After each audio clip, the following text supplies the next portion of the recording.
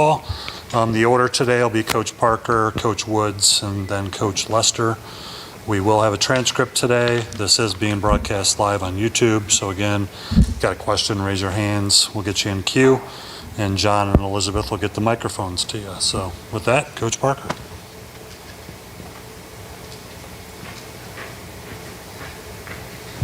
Welcome, guys. Thanks for coming out. I know that this is a great time of the year, the spring game. I mean, obviously the springtime where we're not actually playing a game.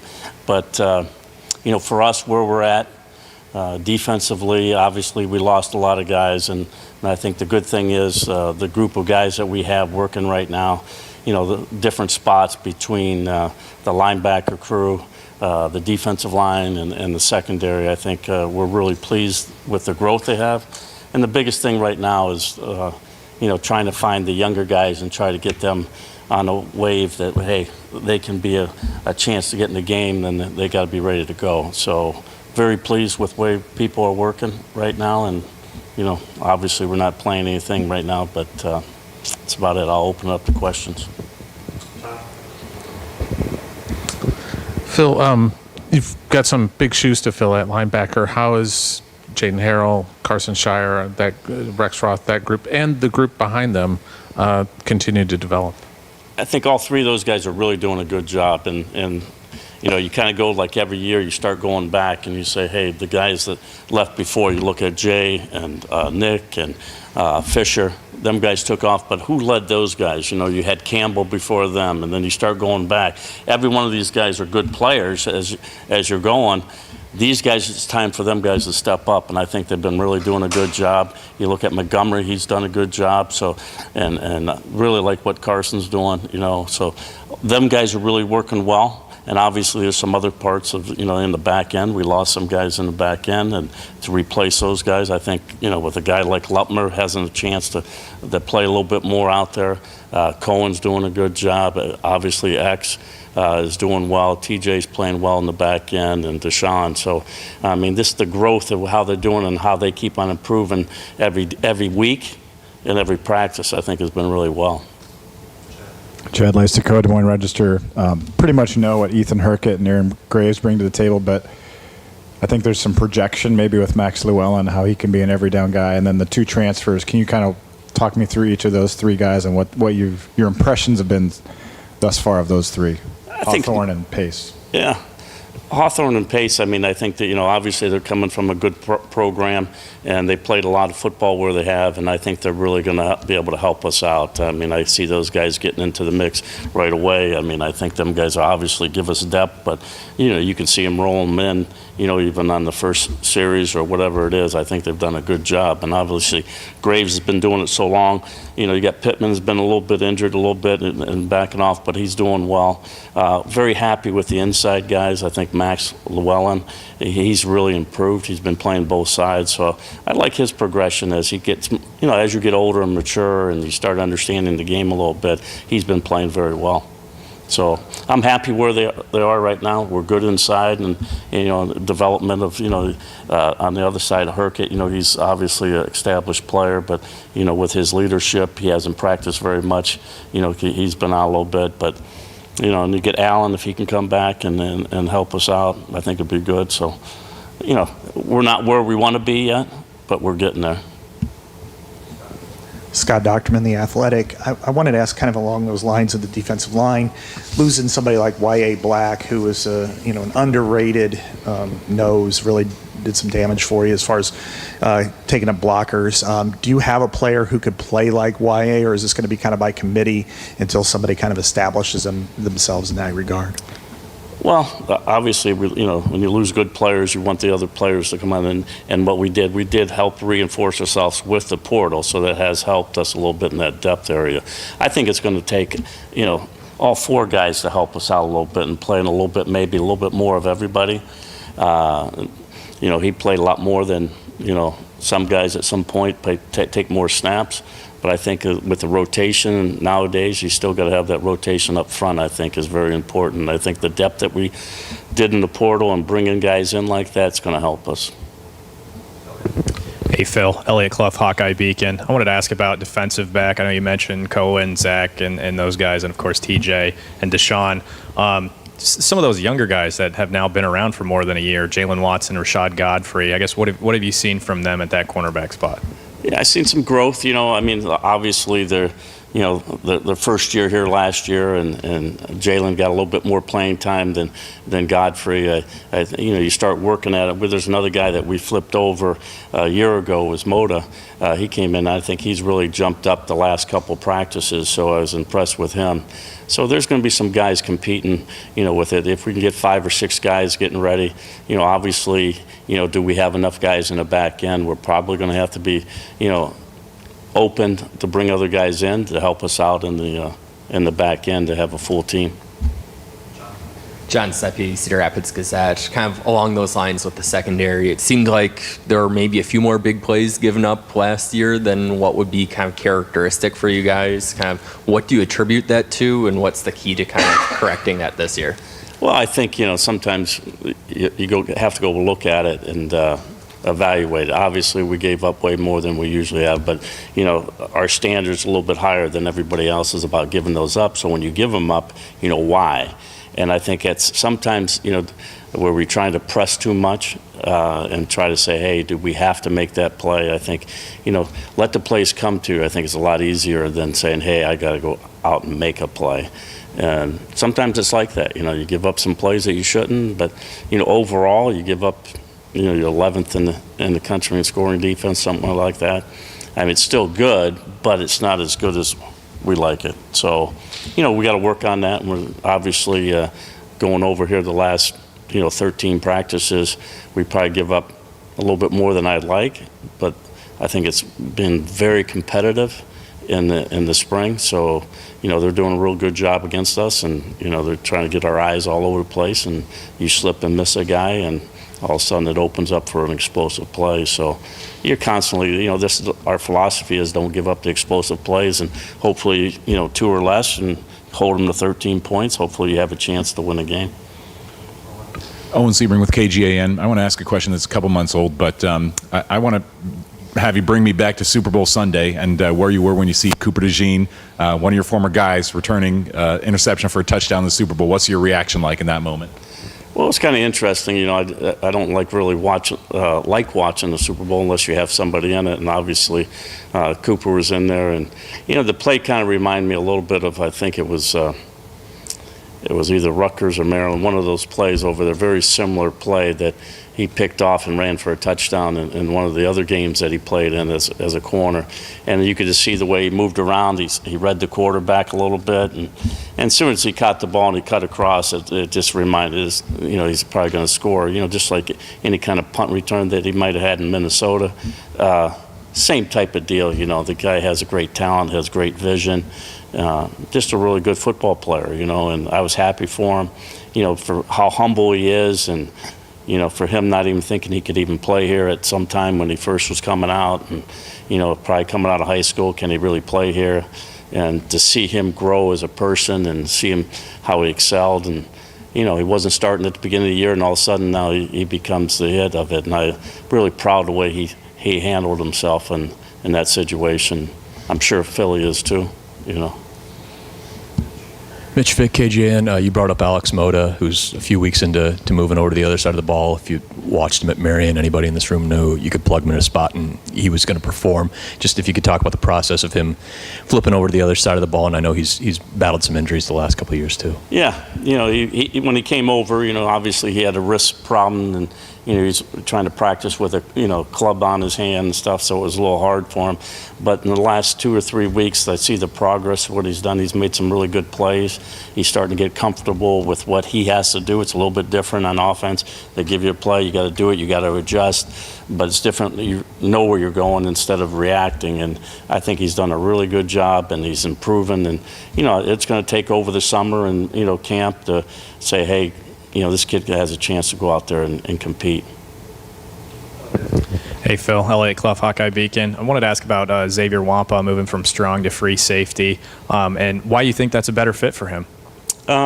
Well, I think it's another opportunity. We had some other guys that were trying to get on the field over there, and I think sometimes if you want to try to bring him down in the box, a bigger guy, it'd be helpful, I think, to bring him down there. I wouldn't say a linebacker depth at times. I guess we'd bring him down, and I think he can see more, and I think he's more comfortable there at free safety.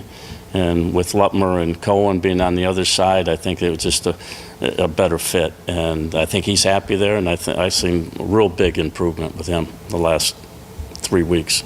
So hopefully, we get him healthy and get ready to go for the summertime. Chad Leistico again. It feels like most years in recent memory you've known who your number one corner might be. I mean, maybe it's Riley Moss or Matt Hankins or Cooper or Jamari, but this year I don't know if it's quite as solid. When do you usually know if you've got kind of that number one guy at corner, or do you have that guy yet? Yeah, I kind of don't like to always give the answers to the test, you know what I mean? It's like, I like to keep it on, just like I keep my wife off balance, you know what I mean, when I'm coming home.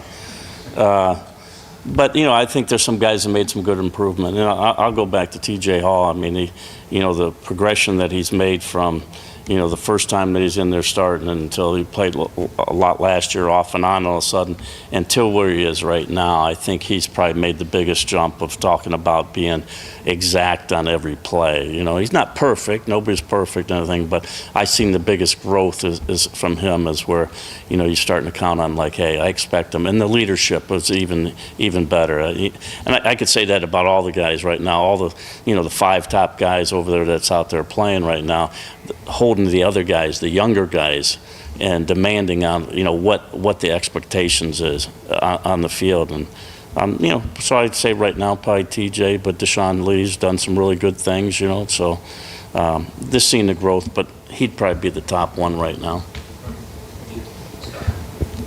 Scott Docterman again with The Athletic. I wanted to ask about 2 of your guys that have played a lot last year and in more in the sub packages, Cohen Entringer and Zach Lutmer. Lutmer was in a lot on dime, and it seems like those 2 are really kind of ascending players, that they had some really good moments. In what ways do you think that they can make that next step, and what do they bring quality-wise to the field that would suggest that they're kind of the next in line of a lot of the great players you've had over the last few years? Out of those guys right now, I just think the way they've been, their movement, you can go out there and just start watching the improvement they have in their footwork, and then obviously some things that you might not be able to evaluate just by the way they move around, but the way they diagnose plays and to be able to read the run-pass keys and understanding what plays are being run against them based on the formation, based on the motions, just the growth of the knowledge of how to prepare for practice, how to prepare for a game. These guys have really grown, One thing about Lutmer, I would say he needs to be more vocal. Cohen, I don't think he's going to have a problem being vocal. I think he's taken his good leadership over there. But you got to drag it out. You got to make sure that they're talking. Communication is a big part of it. Because usually, I don't care where you do it, you look at the film and you're going to say, hey, the guys that usually screw up mentally, or that's why it happened. Not too many times are you going to be beaten physically. It's going to be usually it's a mental lapse, and that's playing any team. They're trying to get you off balance, trying to control your eyes. I think the eyes are the most important thing. Then I think your feet are, and then your feet, and then your hands, and be able to be unbalanced. And going back to Cooper, that he was really special at that, and I see that in Lutmer, and I see it in Cohen, and they have ability to go down and play the cash. They got the ability to play free safety. They got the ability to play strong safety. So moving them around sometimes is good, but sometimes it could be overwhelming too. So you got to watch how you handle it, and don't wear them out. All right. Thank you, Coach. No, thank you guys. Appreciate it. Thanks, Phil. Coach Woods next.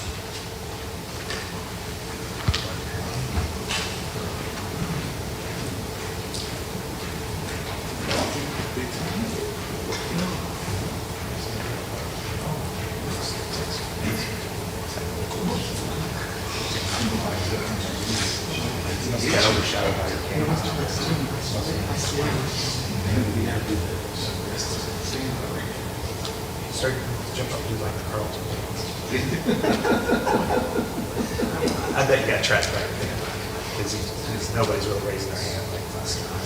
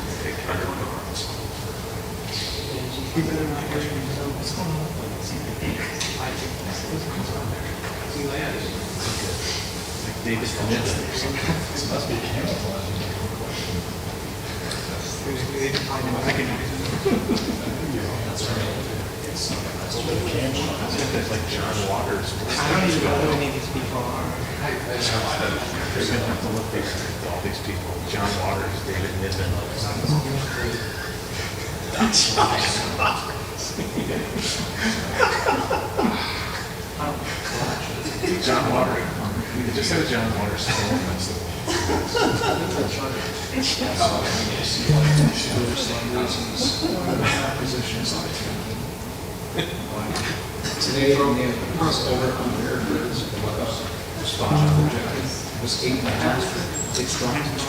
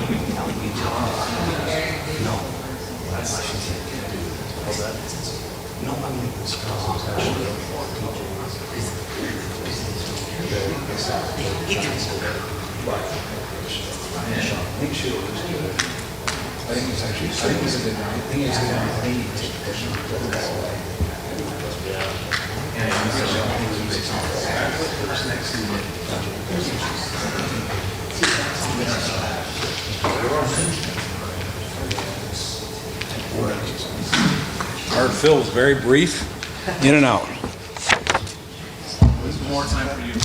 More time for me, perfect. You don't have what? We don't have Mark Emmert anymore. Yeah, to prolong it? I miss Mark. How is Mark? No, anybody know? St. Louis, yeah? Well, when I go down there, yeah.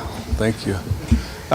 Thanks all you guys for being here. It is a beautiful day outside right now, and you guys could be like on a run or a bike ride or something like that, but you're here, so appreciate you being here. Just kind of give you guys a brief overview of where we're at spring football. Just finished our 13th practice. I'm sure you caught that from Phil, but also kind of where we are in regards to special teams. And during the spring football, it's a great teaching time, a great opportunity for young guys to learn and improve and try to get a little foothold for themselves moving into fall camp. And this spring has been nothing short of that, so it's been good from that standpoint. We install a punt, field goal block. Those are the phases that get installed, and then the rest of the other phases we kind of install piece by piece, drill by drill. Nothing schematic goes in those during that time. So that's kind of where we're at, and it's been really fun. See some young guys taking steps forward, trying to teach them the skills, the techniques that they need to be able to compete and help our football team here come fall and in the season. And you see a lot of progress, a lot of good work from guys. It's also a really good time to help galvanize the team, build the team, kind of push the team and the units forward. So it's kind of where we're at right now. And in regards to the specialists, I'm sure that'll be asked, so I'll probably get off to it right away. But starting off with Drew Stevens, most experienced guy, senior right now, definitely has grown and matured. You guys have heard me say that about him before, and he keeps doing it. And it's really fun to watch, and he's really in a good place. Right now, he's kicking the ball really well. He's working on his leadership, which isn't necessarily natural to him because he is a pretty quiet guy, pretty focused guy.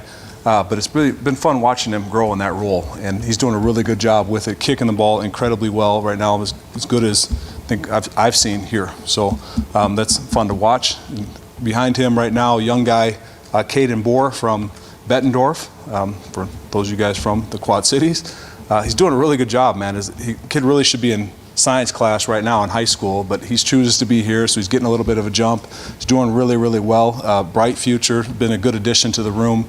It's fun watching he and Drew kind of It reminds me of Drew as a freshman when Drew was, kind of very talented, but kind of just like crazy, head all over the place, right? And now you see Drew the other way, where he's more mature, level-headed, and then you have Caden.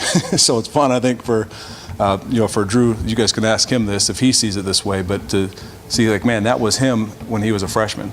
But from a talent standpoint, ability standpoint, it's all out there for Caden. Has been really good, good addition. Talking about the punter, Reese having a good spring. Sort of got thrust into everything last year. I think you guys, I know I've been on record saying this before, you saw him kind of improve each and every game last year, each and every opportunity as he learned the game and understood the game.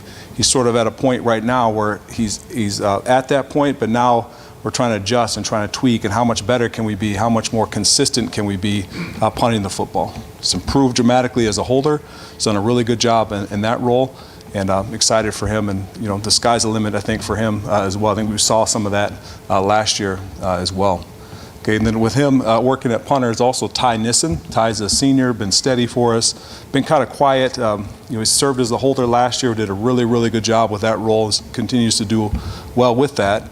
He's also improved his punting, and a lot of that I think has to do with the strength and conditioning program. He's faster, he's stronger, his leg is stronger. If you guys think of it, and you that play golf. His swing speed is much faster, and I think it surprises him at times with some of the balls he hits and connects with. So that's also been interesting to watch here this spring. Then as far as long snapper goes, Ike Speltz is the one snapper we have here on our roster.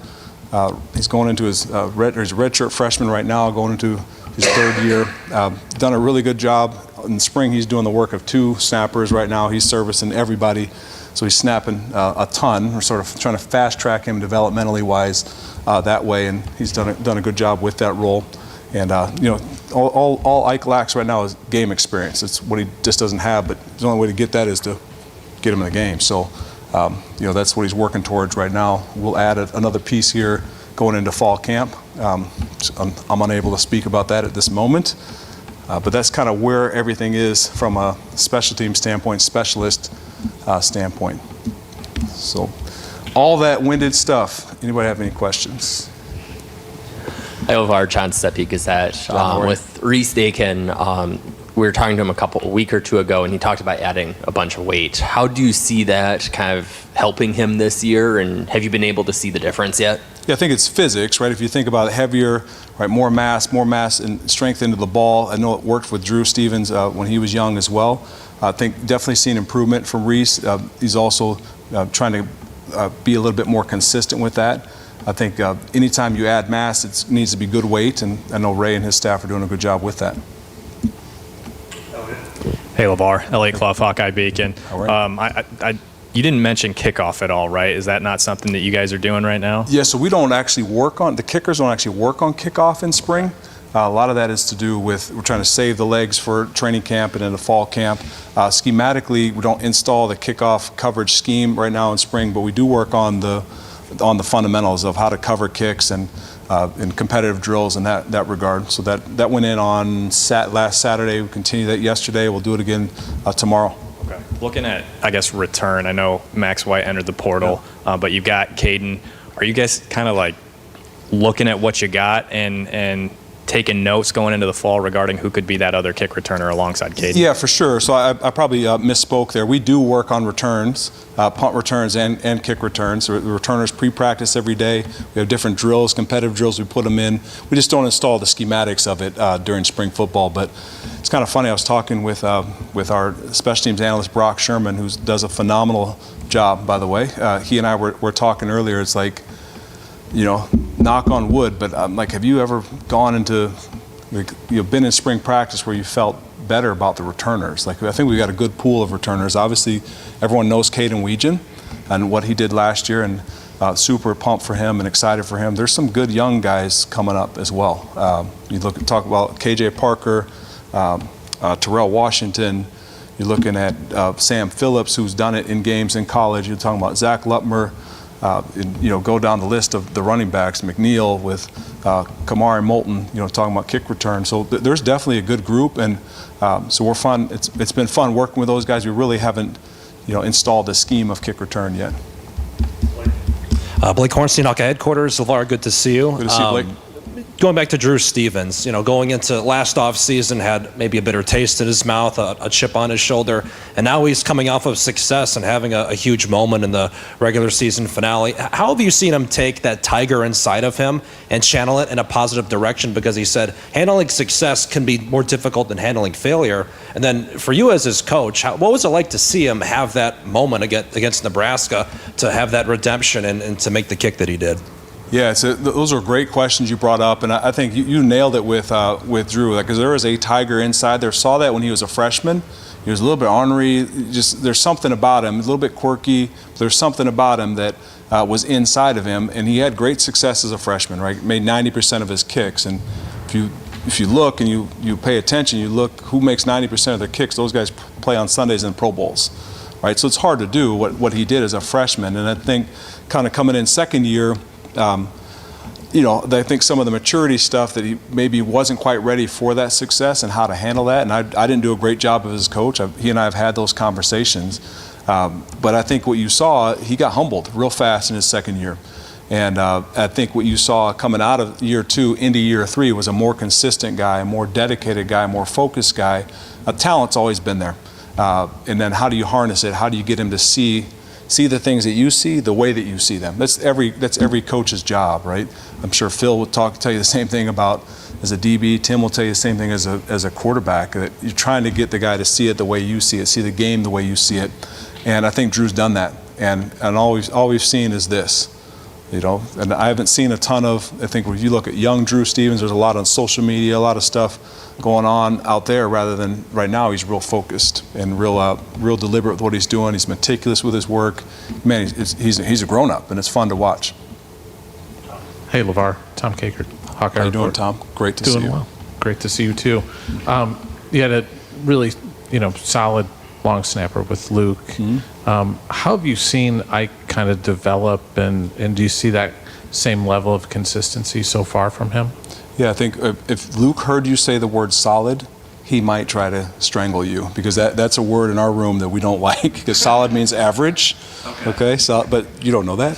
There's a long story that goes back to the specialist at Iowa that the word solid. But anyway, I think Luke did a tremendous job while he was here, and unfortunately, we have to send him out the door at some point. But I think that Ike has gotten a chance to watch Luke and watch how he operated, how he performed, and his daily routine, what he did. And Ike is a very smart kid, and he followed and he watched and he paid attention and he saw all that stuff. So I think Luke gave Ike as much as he possibly could from a preparation standpoint, mental standpoint. And now it's time for Ike to put that on the field and be himself, but still do the things that he's learned. And we've seen that from Ike. He's had really good practices. He's had some ups and downs as well. But I think it's all in there with him. We just got to get the consistency ironed out. And again, I mentioned this before, but the only way to get experience is to get experience. And so at some point that's going to have to happen. So. Tyler Tashman with the Des Moines Register. Good to see you, LeVar. Hi, Tyler. Great to see you. I love how you guys introduce yourself. It's so formal too, by the way. One thing Caden talked about last week was the potential for guys to kick away from him. Are there things that you guys can do to adjust to put him in position to be able to return or counter the fact that teams might try to avoid kicking to him? For sure. I think it starts with who's the guy back there with you. If you have another threat back there with you, that helps, right? So you get guys like I mentioned with Terrell, with Moulton, with McNeil, some other guys out there back there with you. That forces the kicker to have to kick it to one of you guys. So that's one thought. Okay, the other thought that we've had this with Amir Smith-Marset as well. We had to sort of prep him and get him ready to field balls wider than he would normally be used to fielding. So that's another thing that we've been working on or talking about as well. So that stuff is definitely going to be out there, and I would anticipate people trying to keep it away from Caden, but I also, we play against good competition each week, so they're not going to kick away from him forever. Scott Docterman with The Athletic. Scott, great to see you. Great to see you too, LeVar. You can make a case that no position group is more impacted by 105 than special teams, especially the way you guys have built kind of the walk-ons have become All-Americans, whether it's Caden Weegan or Charlie Jones or Drew Stevens or Keith Duncan, whatever. How does that impact you, the way you evaluate, the way you recruit, and now you have to keep certain players versus before you would be able to recruit even in your own recruiting stomping grounds, you recruit small town players who a lot of times blossomed into important players. How is that impacting you on a special teams level that you're not going to have the extra 25 players to put on your kick units? I'll start first with that in the specialist room itself, right? So our specialist room is trimmed down pretty tight right now. You know, the thought before typically is you have 3 guys for each position, a snapper, 3 snappers, 3 kickers, 3 punters. With the thought of, okay, you have a starter and a backup, guys that are always competing. You have a young guy you're trying to develop along to get in that mix. Those days, I think, are gone. So you're going to have 2 guys that you know that you can count on to go in the game, because things happen and injuries happen, sicknesses happen, whatever happens. That the next guy's got to be ready to go. That's been a point in this program for years, right? The next man in mentality. I think you're going to see that more and more often, not only in that room, in the specialist room, but also across the board.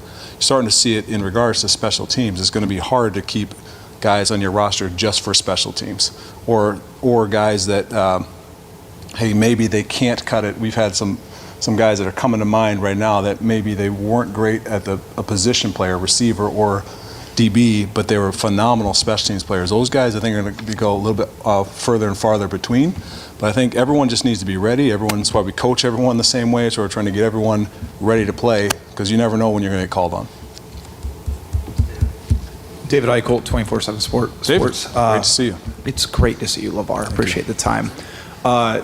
I was so known for the punt return coverage, kickoff return coverage, a lot of under-the-radar guys that sort of galvanize the unit, whether it be, over the years, that gunner position. I mean, who are maybe 1 or 2 of those guys that maybe don't get, I don't want to say appreciated from the outside, but really instrumental in kind of galvanizing that group to make it so consistent?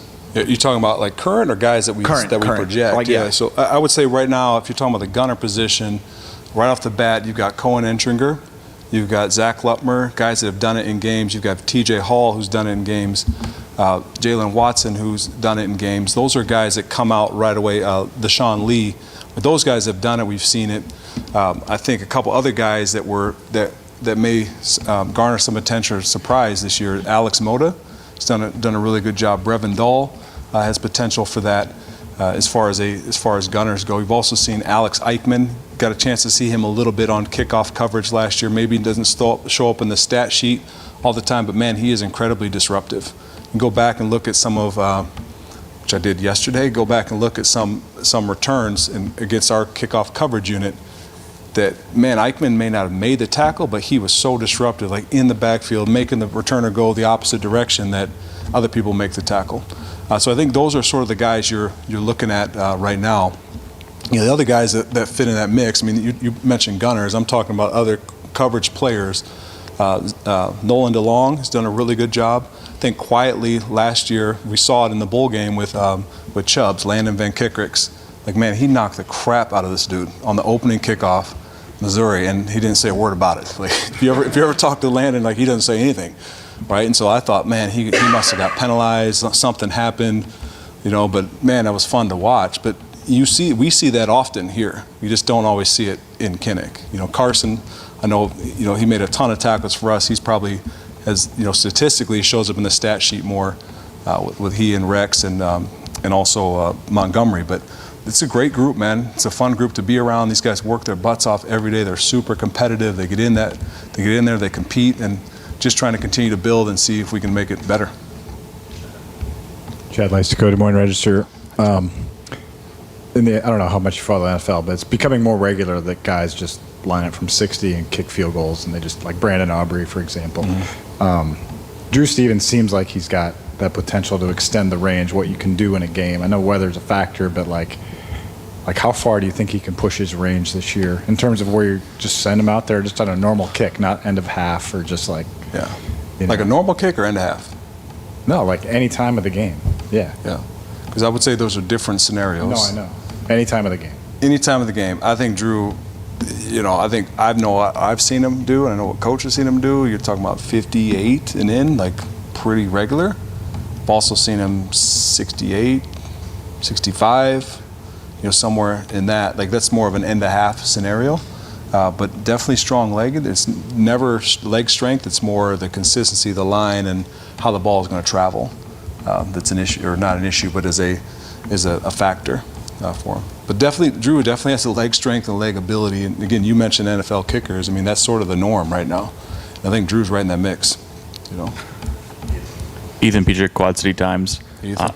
Drew mentioned just how important the book you guys read last offseason was for his development and going from a field kicker to a more technique kicker. What book are you guys reading this offseason? How have the guys responded to it? And then if you could expand on the solid thing a little bit more, where did that come from? Oh, I'd appreciate it. I would love to. I'm not sure this is PG, but so starting with the book we read last year was a book called Golf: The Sacred Journey. That's a book recommended to us by Nate Kading, and it's really interesting if you ever get into it. I like golf. I am awful, okay, but I do like to watch, and I get really intrigued when I watch high-level golfers because I feel like I see that a lot kicking, right? I get a chance to watch high-level kickers. It's fun to watch and how they think and what they see in their approach. The biggest thing I think for Drew was understanding the checklist that a pilot goes through or a golfer goes through. Like if you don't hit every step, man, the chances of you hitting a clean shot are not great. And I think Drew, the field kicker thing that you mentioned, Drew was that way early. But he couldn't tell you how he was doing or why he was doing it. He was more wishing as he hit the ball every time. Now, it worked until it didn't. And we all kind of saw it unravel a little bit his sophomore year. But I think that part of the book he really gravitated to and really helped him out. This offseason, the book, I have a couple in mind, but we haven't confirmed one yet because I'm letting the players have input on that. I know one book that Tori recommended was Mind Gym, which I've not read before or heard before, so that may be an interesting one. And as far as solid,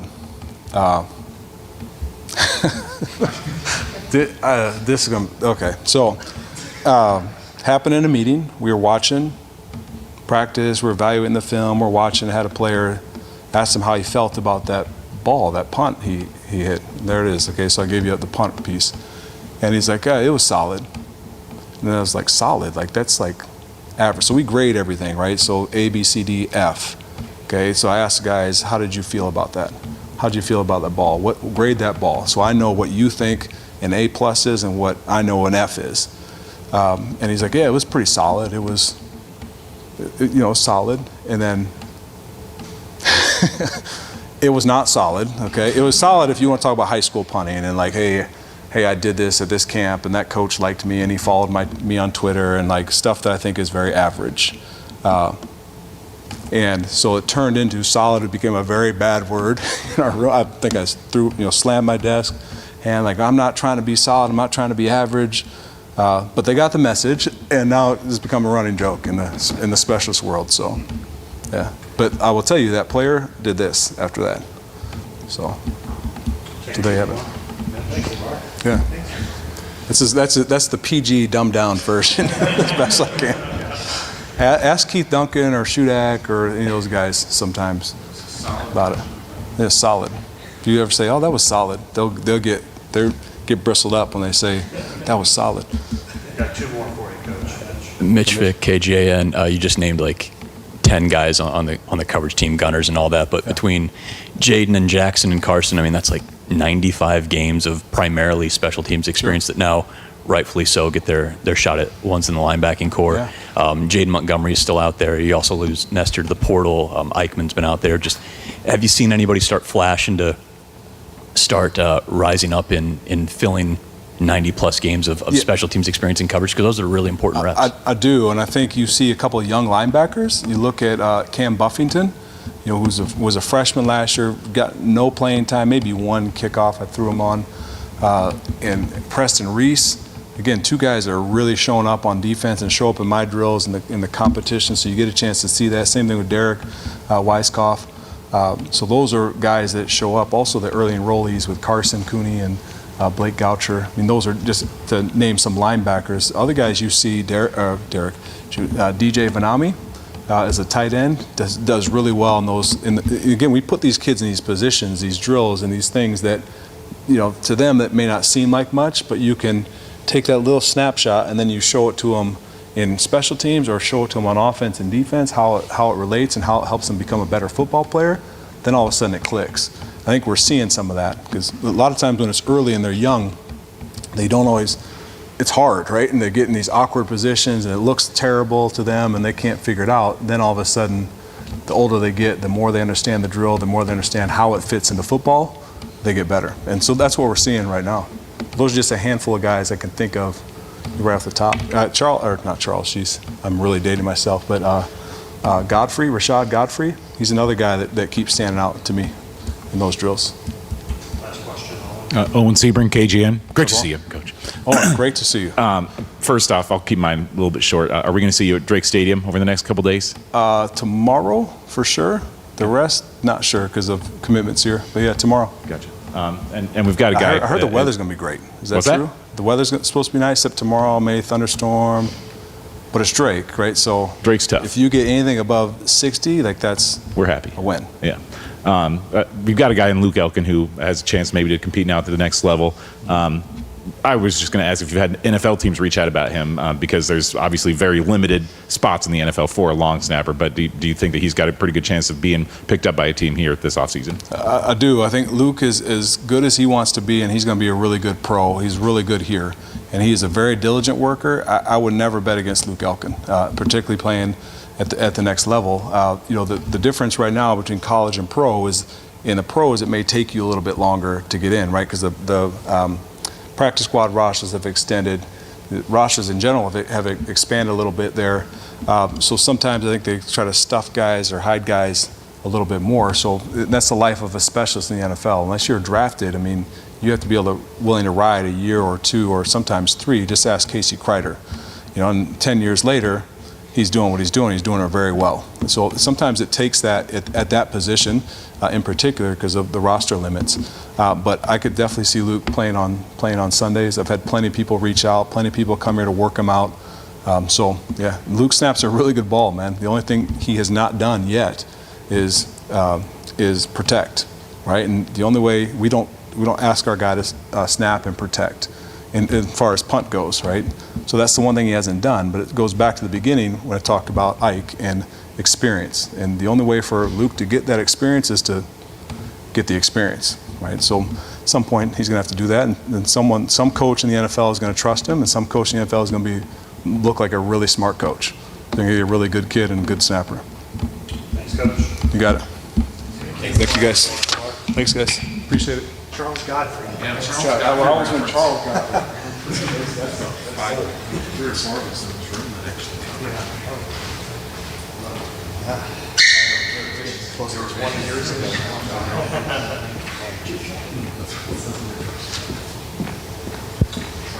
Go ahead whenever you're ready, Coach. How's everybody doing? Good. Really, the only thing I've really had to say to lead off is, the spring's been productive. Our guys have been just chipping away, getting better. Year 2 is a totally different animal than year 1 in a good way, as far as teaching and them understanding what's expected of them, and then really just taking the next step. Every position has different steps they need to take, and they've been working hard, and we're chipping away. I do see a lot of growth in different areas that we need to focus on, and we've been very successful with what we've had to work with, but we got a long way to go. So we're cautiously excited about where we're at, and we got a long way to go, and ready to get to work tomorrow morning. We get another chance, so looking forward to that. Hey, Tim. Elliot Clough, Hawkeye Beacon. Having signed Bryce George now, you can talk about him, I'm pretty sure. Okay. Make sure. Okay. Then yes. Yeah. I know he was a tight end out of high school. Did you recruit him at Western Michigan? I did. Okay. From Detroit, tight end, got hurt his senior year, great athlete. George handles all of the, it's just ironic that when his name came across the desk, I knew who he was and I knew the family a little bit. And had a ton of success, obviously, at Ferris. And his offensive coordinator was one of my coaches in college. So called him immediately. He had nothing but great things to say about him and his family. So excited to get him into that competition up front. So my question was, I know he played right tackle at Ferris. Is the vision to move him over to left? What are your thoughts? I don't know. There's a lot of competition up there, Obviously, feel really good, a right tackle with what we got going. And we've been moving, kind of trying to move all with Lauk and Dotes. And obviously, when he shows up, it's going to be a third amigo in that battle that they're doing. They're all getting better. It's funny, from day to day, offensive linemen normally take a little bit longer. Watching the way Dotes is coming off the ball right now is different than last spring. It's been exciting to watch. Lauk, same way. He's an extremely talented athlete. He's got great feet. So it's been fun to watch those guys, and we've been really rotating them everywhere. And we'll probably do the same with Bryce, until George really feels that he fits in somewhere. The left is obviously the biggest position we're working on, but there's a lot of different moving parts. George does an unbelievable job of moving people around. Guards playing tackle playing guards. Not worrying really about winning a drill in practice, but trying to continue to expand their growth as understanding the offense. I'm sure once we get into camp, we're going to start narrowing it down and getting people in the best place to help us. David Eichel, 24/7 Sports. Tim, we got the chance to talk with Mark a couple weeks ago. It just seemed like he kind of oozes natural leadership and perspective. I guess, how have you seen him kind of, I know he's not obviously fully cleared, but coming in kind of earn the respect of the offensive players, his teammates, and just sort of picking up the system. And then looking at the quarterback room as a whole, it's kind of crazy to think that it's a completely revamped room just from that last spring. Very different. So I guess talk about the depth of it and kind of how you guys are moving in the directions there. Yeah, so Mark's done a great job. He came into a building, obviously, where, Sully was very well respected, one of the leaders on our team, and did a great job of, those guys became friends, just the way they approach the business every single day, of being a pro and wanting to work in the weight room. You can earn a lot of respect as a quarterback in the weight room, and that's something Sully did, and Mark, really. And so he's done a great job. He hasn't been able to do much, I don't know. I think he's throwing a Nerf ball right now, something like that. I'd like to see him throw a real one eventually. But he's doing a lot. We have him back there taking mental reps, extremely intelligent. But I've been very impressed with just how he's acclimated himself to our team, not coming in with any kind of expectations other than to come in and compete. That was probably the most important question that I asked guys on the portal is, what are your expectations? My plan is for you to come in and compete. And some of them love that word and some of them don't. And if they don't, then you probably won't fit in very well here, because everyone's going to have to earn their spot. And so he's ready to do that. I'm excited to see him get out there when he can. But just talking football with him, you can tell he's played a lot of football. And he's seen a lot of coverages, he's seen a lot of blitzes, and he knows how to react well. And so that'll be fun to see it come to light when he's able to get out there. Chad Leistiko, Des Moines Register. We talked to a bunch of receivers last week, and they seem to be pretty optimistic about how the passing game is elevated a little bit, even with different quarterbacks now. So I guess, what have you seen? We talked to you, I think, last mid-season maybe. Yeah. And you're like, the passing game takes the longest in the Shanahan system. It's taken a long time. So where's it at now? It's growing. I think the biggest difference is, one, we're healthy. All our receivers are healthy. When I got here, I was very impressed with the wideout room. They were just young, But when you know what you're doing, you run. You run. We are running right now, which is fun to watch. To watch Seth Anderson run and Weege run, like they're not thinking about what to do. They're thinking about how to run the route. And so there was a lot of thinking going on last year. There's not a lot of thinking going on. It's really just trying to press the issue, especially when you're trying to stretch the field vertically. The ability to run a route and not look back at 5 yards and don't look back for 20, And Seth's done a really good job of that. Dayton's doing a good job of that. So it's been fun just because we're a faster team right now in the passing game because they're running faster. The plays haven't changed. They just have run them, enough times finally. So I think that's really helped us, with the quarterbacks because they're getting themselves more open. Obviously, the quarterbacks, the more open the receiver are, it's been really helpful to them to have the tight ends know what they're doing, the wideouts know what they're doing, and they're starting to learn coverage, which is a big part of this offense. I don't know how much it was before. When we started teaching them coverage and why we motion and what information we pick up from the motions. They looked at me kind of funny when I first got here. Now they're starting to answer questions. I asked Dayton a question the other day in a unit meeting. He led off his answer with, "Well, I know it's man coverage because of the motion." And I stopped and clapped, and I was like, "That was a great start to this answer." The coverage now, so now you're going to run the route. And so they're starting to see things. So I think they're more comfortable with the system, and I'm excited with where they're at. We got a long way to go, but they're just more confident, and we're able to make nuances, adjustments really quick, and they can go out there and the next route it's fixed. And so we're still a little short on routes sometimes because we get excited, and we get a lot of third down red zone situations where there's a lot of little nuances that we got to get better at. But I've been very happy with their progression as we expected that to happen, and it's obviously shown with some more success. John Steppe, Gazette. Tim, good to see you. Good to see you. With Mark, obviously, once he's out on the field, what can a quarterback of his skill set really unlock in terms of what you want to do schematically? And any regrets back to your Western Michigan days of not offering him when he went to camp with you? Well, we recruited him. I got to remember the year and how it went down, A lot of times when it comes to recruiting, especially at a MAC school, you offer like 10 dudes and hope to get one, so whoever commits first gets it. So just because you're happy to get one, so it's a different type of recruiting. Here we offer like one or two, and so I was way more offers. So I probably should have offered him, no doubt, with his success he's had. I think the biggest thing when you have a quarterback that can consistently provide positive football plays, it's a big word, positive football plays, especially when you're calling it aggressively, where he can bail you out of, hey, this is a bad look, just check it down, get us a yard, throw it away for all I care. Just don't take a sack, don't throw a pick. And it's been fun. We've had him in the back. He's been taking more mental reps than anyone else. And we see it on the film. So I know exactly where he would have gone. So the receivers know it. They all watch what Mark would have done on that play, because he's pointing to where he would have gone. And 90% of the time, it's the same as the guy that's holding the ball. Now, back there's no pass rush. So he's really comfortable back there, standing up, hopping up and down. But it's been good for him just to get reps because there's a muscle memory to everything you do, right? So, he's doing all the fake handoffs to nobody, him and his imaginary team back there.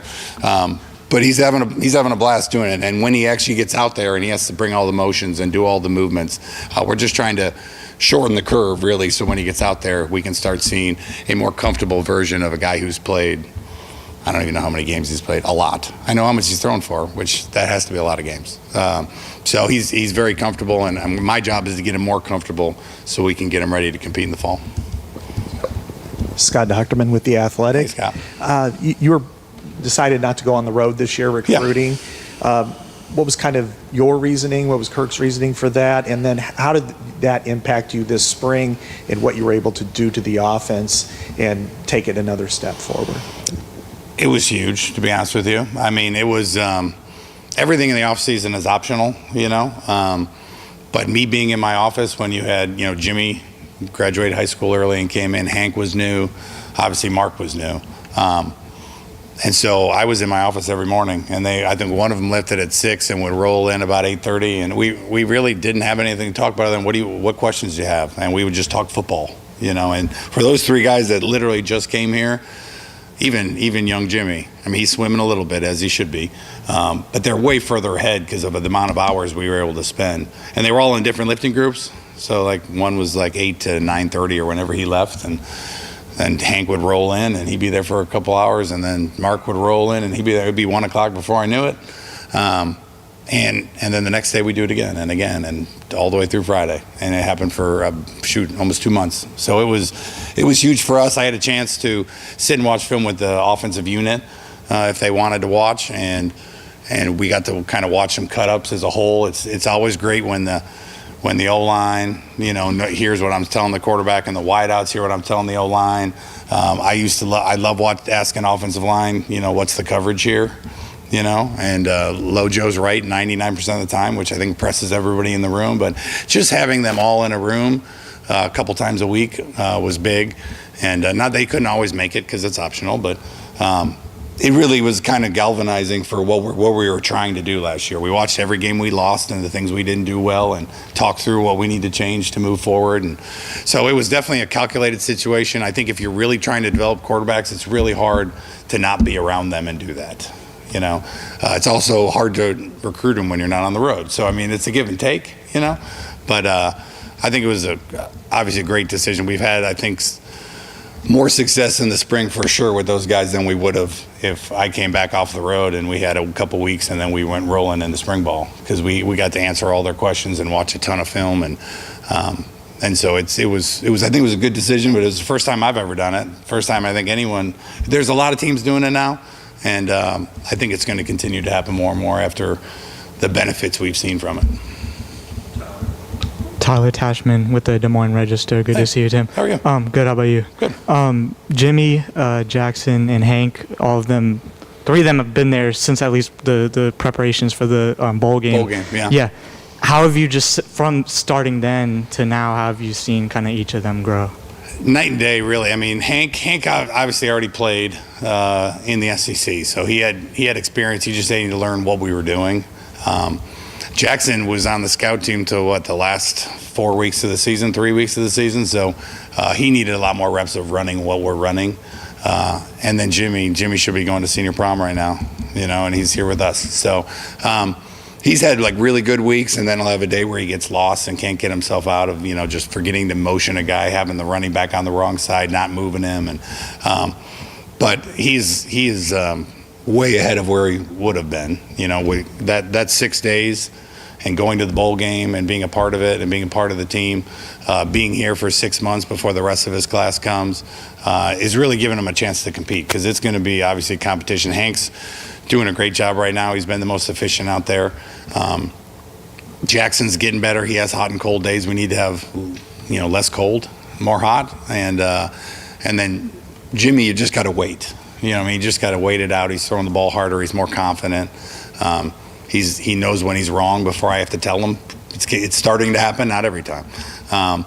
But yeah, it's a process with those guys. And the sooner the process starts, the sooner you get to the point where they can be effective. So I think it's huge that Jackson played a couple games, and that, you know, although it's not good that Mark's not out there, they're getting a ton of reps right now, and that's going to help us moving forward. Tom Kakert, Hawkeye Report. Hey, Tom. You have a new analyst. I joined do. you with Warren. Which one? I got 2. I'm specifically talking about Warren, though. Warren, yeah. Yeah, what is he bringing to the table for you? Are you incorporating some of the things that maybe he was able to do at Wake Forest? Maybe, you know, are we going to see slow mesh? See any of that stuff? You know, trying to dabble in everything, you know, that's a whole thing. I mean, it's an expensive, as Warren would say, it's expensive to do that, because you have to do it all the time. It has to be a major part of what you do. We've just talked about how he came up with it and what it does to a defense and trying to find ways. He's just been a super successful coordinator in Power 5 football for a long time, right? And what he did at Wake Forest and the amount of scoring, I've known him since my days at Syracuse. You know, we were doing some things at Syracuse. He gave me a call, wanted to meet, talk football. He's a football junkie, which is great. So am I. And so we met, God, how many years? A long time ago, 10 years ago, and we just kind of stayed in touch ever since. And obviously, unfortunate situation with their coach stepping aside, and he was available, and I mean, he was the guy I wanted from the day one, you know, just because I like the way his brain works, you know, and he's in the quarterback room with us. He's recruited and coached a bunch of successful quarterbacks. And when I'm not there and I'm over with the O-linemen or I'm with the tight ends, you know, he's in the room with those guys. And so it's been really good. And we're trying to figure out, we have all his cut-ups in here, so we've watched some of the stuff they do. And so it's been a great start to the relationship. It's going to be even more helpful in the fall, you know, because this is not an offense that you can game plan quickly, so he's going to be able to get ahead. You know, when we get done with practice on Wednesday, he'll move forward to the next opponent, so he'll be a couple days ahead of us when we get in on Sunday. I think that's where it's going to make the biggest impact in our offense. But just having someone that's done it that we can lean on, that understands, you know, from his interview, it was so evident he understands O-line play, he understands, you know, linebacker play, he understands secondary and coverages, and so he's a perfect fit, because the more ideas, the merrier. You know, and he's got a ton of good ones, and so it's been a good start. Blake Hornstein, Hawkeye headquarters. Tim, Blake. great to see you. Good to see you. I know going into last year, you revealed that cutting things in half is a big deal to you. And when you came here, Iowa was 132. You almost cut it in half to 72nd in total in scoring offense. I was just curious, you got into the top 40 at nearly every stop you've been. Is that something you're still kind of thinking about? Maybe this could be the goal this year, and is that potentially attainable? We haven't set those yet, but yeah, that's exactly how you do it, right? It has to be attainable and realistic, right? I mean, when you coach long enough, you take over great teams, you take over teams that have struggled in different areas, and you're just trying to turn the ship and get it headed the right direction, right? And so, last year looking at us, we were, we weren't very efficient passing team 2 years ago, and we were an efficient running team, So when you have something that's efficient, you try to find a way to make it explosive, and you have to find a way to make the passing game efficient. We were way more efficient this year in the passing game. We weren't nearly good enough. We definitely weren't explosive, but we were efficient on third down. Our third down percentages went up. We were good on third medium. We were definitely explosive thanks to number 2 and those 5 guys and the tight ends up front, but we're explosive in the run game. So now the question is, what's the next step, right? And what's that going to do for you? So the goal is always, to cut where you were at and cut it in half. I don't know what those numbers are. If we were, really high in something, I don't know if I'll keep it. We got to cut it from 10 to 5, or something like that. If you're in the top 20 or 30 in something, you're doing a pretty good job. But when you're on the lower half of the Mason-Dixon line, you got to get everything in there. You got to be able to do a little bit of everything. So haven't put those together. I have it on my whiteboard in there that we need to come up with the exact goals that we're going to present to the players. But it's definitely going to be, I don't know if it'll be in half, but it's going to keep trending that way. And hopefully give them a realistic goal so we can go have something to go attack. Mitch Fick, KJN. Kamari had some explosive plays as well when he got his shot last year. Yes. I don't know if I'm drawing this parallel just because I watched way too many games when you were in Kalamazoo of Caleb Ellaby and those guys. But they're the same height, they're the same weight, they're both running backs. Is Levante Bellamy a good comp? I mean, does he have the potential to maybe? I mean, you'd love those stats. I know you love. Bellamy, Bellamy could fly now. I mean, Kamari does a lot more horizontally than Bellamy was a straight line guy, and he was way too fast to be in the MAC. It was great. He was on our team.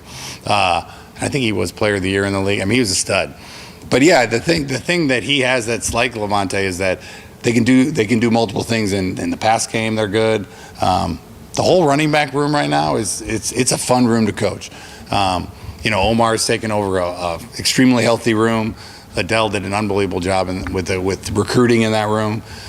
We have moved TJ Washington back. The whole plan was to put TJ at wide receiver so he could learn the pass game. So we now have a running back that knows the pass game, and he's a great running back, and he's really good out of the backfield, which is not something we had last year. And when you're trying to expand your pass game, that's always a good thing to have. So he can really catch the ball. So really that whole group in there, I think it's going to be a running back by committee, but having that experience, watching the way TJ and Kamari ran the ball in the bowl game. They were comfortable. They're putting their foot in the ground. I mean, day one, we handed Kamari the first run of the season. He ran right into the O-line, and he was nervous. I'm sure the game was happening fast, and it slowed down for him, right, which is really the point where he takes off. So I'm excited. He's kind of taking a leadership role in that running back room, and I'm excited for the year he's going to have because he's comfortable, he's ready to play, and he really understands and can do so many things from running in between the tackles to running on the edges to catching the ball. So we're going to be able to do more things with the running back position, especially with TJ in there, than we were able to do in the past. Hey, Tim, LA Clough, Hawkeye Beacon. I know you've had a ton of fluctuation in that quarterback room. Jackson Stratton, now the longest seasoned guy here at Iowa. Got here in June? Did he get here in June? I think he got here in June last year. Yeah. So I know you've got Jimmy here early. I mean, looking at the fall, you'll have 2 walk-ons. You'll have 2 freshmen, Hank, who just got here, and Mark, who just got here. I guess how... Thanks. I'm not sorry. Okay. I know. How confident are you in your quarterback room's depth? Or do you think you're going to add another quarterback via the portal? Oh, yeah. With Sully left, that opens up a spot. You have to be the right person, the right fit. You have to have enough knowledge that we think the guy could help us.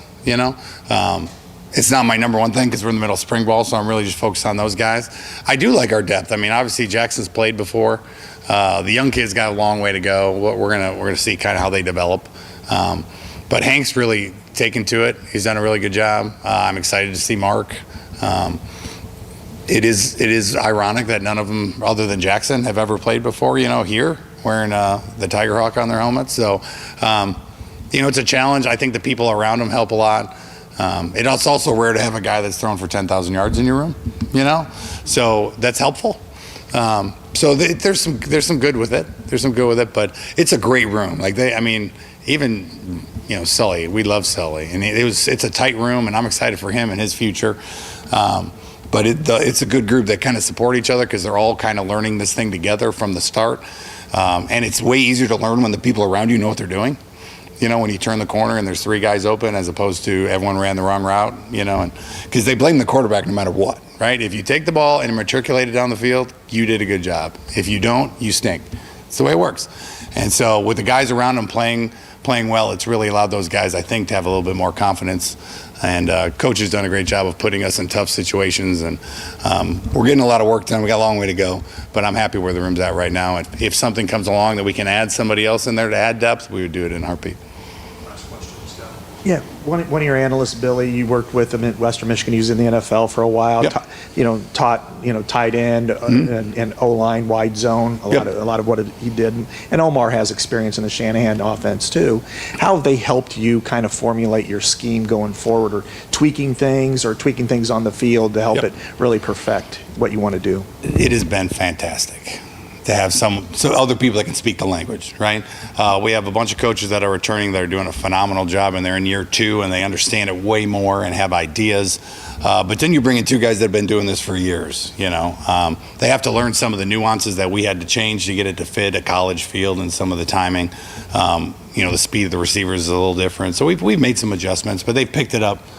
Even the interviews, when they start, teaching our own protection to us, it's been really impressive to have them here. I always, like Matt in Green Bay, he would never hire a guy unless he could help game plan. Like, you need ideas. We're going to run the same plays a lot of ways, right? And finding more ways to run the same play and make it look different, the more ideas you can get, better. We talk about Warren, same way. But those 2 guys, have a ton of experience in running this exact system. So they've come in with immediate ideas. Our guys that were here last year that I had to teach everything to tried my best to teach, be an O-line coach and then be a tight end coach and kind of coach the coaches first.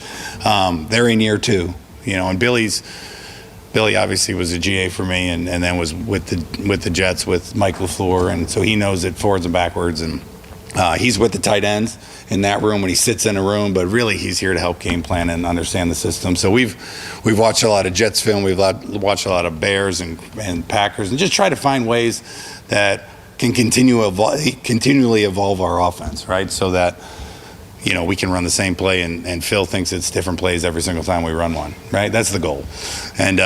And so they brought more and more ideas to the table, which is huge. And so that part has been a lot of fun for me. It's just the beginning. We haven't really game planned. We're not really game planning. We're just trying to find new ways to run the same play so our guys get good at the techniques, but trying to make it look different to our defense every single time. So it's already been big. When we get to game planning and we see different fronts, and like, hey, when we saw this front, we'd put this run with this can, pull the film up, we watch it, we love it, it's in. That's the kind of stuff that's invaluable, and you normally, when you game plan, you normally have a ton of guys with ideas. Last year it was not so much that way, and that's one of the major things we needed to get change going forward, and having, Billy and Warren start early and be a couple days ahead. And having obviously Omar with a ton of experience coaching running backs under Getsy, with the Bears. It should continue to help us. My job as game planners is really simple. Like, we have to go out there and execute. My job is to hopefully help them get better leverage so their execution, can be done easier, right? That's the job. They still have to execute. We still got to get to the right depth. We got to throw a strike. But hopefully, whether it's disguise, whether it's they think it's a different play, the run play looks like a pass play. All our run plays should look like, look exactly like a play pass. Sorry, but the more ideas we have that we can help our guys, hopefully make it a little bit easier to execute. That's the main goal of a coach, with the shifts and the motions and the leverages, and so that's really what we're hoping it comes to fruition this fall by having those here. But it's been fun to have them here. The room it's different. It's a fun room. The confidence of the guys that were here last year is totally different. So we're excited for getting the coach. I'm talking about the coaching staff. It's been a fun group to be around, and spring's been good, and I'm excited to get into the fall and start game planning with that group. Okay, thank you, Coach. Appreciate it. Thanks, guys. Thank you.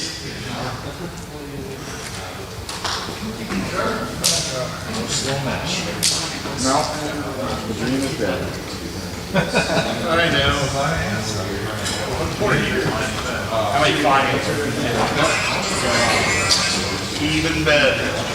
Yeah.